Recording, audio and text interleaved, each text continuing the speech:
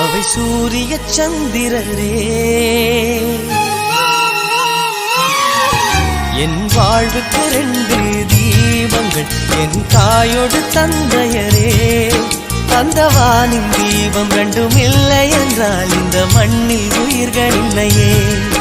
என் பாச தீபம் 2ம் இல்லை என்றால் என் வாழ்வில் ஒளியும் இல்லையே. ஒரு தாய் தந்தை போலே உலகில் உறவில்லையே. தாய்தானே அன்புக்கு ஆதாரம், தந்தைதானே அறிவுக்கு ஆதாரம்.